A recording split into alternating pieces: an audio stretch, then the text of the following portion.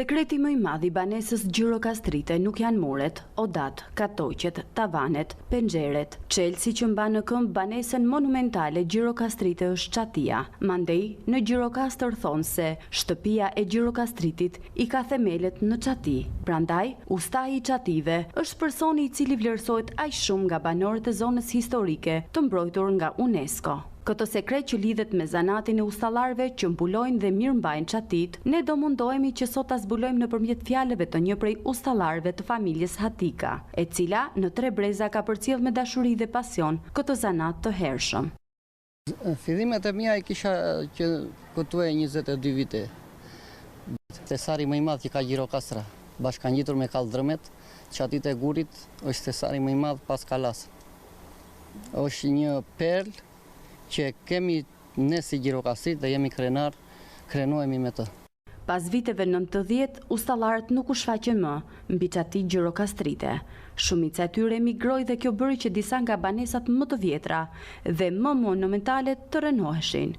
Dhe kjo ndodhi për shkak të mos mirëmbajtjes të çative. Të tilla kanë qenë banesat monumentale të kategorisë së parë, si banesa Lolomani, banesa Boçokalos, banesa Kabilatot e shumë të tjera. Por kjo gjë mori fund me rikthimin nga emigracioni shumë ustallarëve, ndërta edhe vëllezrit Hatika.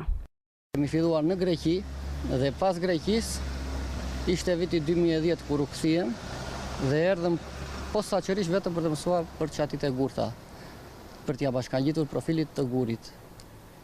Dhe kështu vazhduam duke filluar me disa shtëpi, muzeun etnografik në 2016 me stilin e vjetër, se sot kanë dalë stilet e reja me shumë diferencë nga stili vjetër i cili ishte direkt vetëm gur dhe dru. Atëherë qenë stilet e vjetra,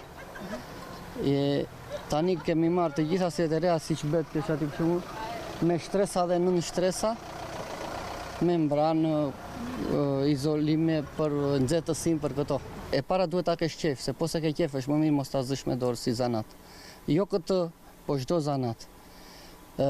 Kushdo është i mirëpritur. Është zanat i vështirë? Që është i vështirë, ka vështirësi se jemi gjithë ditën jemi, siç e shikoni majs pretheve, kemi të bëjmë me pesha, po është shumë i bukur, është artë.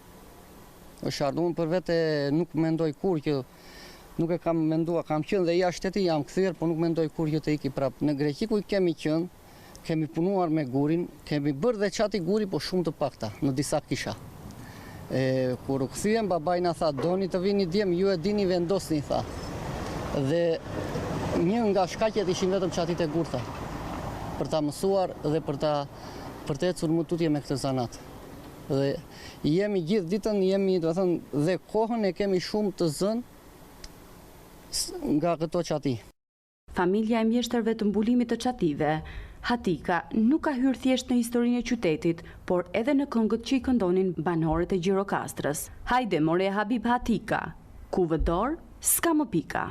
Për këtë qytet është perla që ne kemi në duar, po duhet ta kuptojnë dhe për mua është një më vjen keq që nuk e kanë qejf këta të rinj. Kjo rast e gurit që bie e tërë, që thyhet, është vështirë shumë për ta gjetur sot. Të miresh, të seleksionohesh, të mbahesh diku, ky lloj guri është nga malet tona. Sidomos nga mali i gjerë që kemi këndej, të gjitha këto çati që shikoni janë të gjitha nga vetë nga vendi tonë, nga Gjirokastra. Te xhamia e qytetit, kur bëm xhamin e madhe që ishte një kupol, siç ju e keni parë, ajo është radhë e gjitha dhe del në një dras lart në fund. Atje ishim të detyruar që ta bënim të gjithë drasën në dorë një dhe për trajsi që thoni ju. Kurse këto lloj çatis janë si luspat e peshkut dhe ke të bësh me dimensione të ndryshme të drasës, si në madhësi dhe në trashësi. Mjeshtri çative Bledar Hatika është një pasuri më vete për Gjirokastrën, zanati i tij vështirë, por aq i domosdoshëm për të ruajtur arkitekturën tradicionale gjirokastrite. Ka lënë gjurmë në shumë banesa dhe objekte monumentale, në të gjitha lagjet e zonës historike, në Dunavat, në Hazmurat, në Pazarin e Vjetër, në kishat dhe xhamitë e qytetit.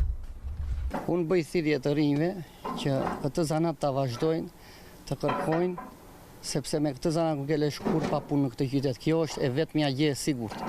Dhe ky qytet në qoftë se thomi që ky qytet është monument kulture është vetëm nga këto qati dhe nga këto kaldrëme.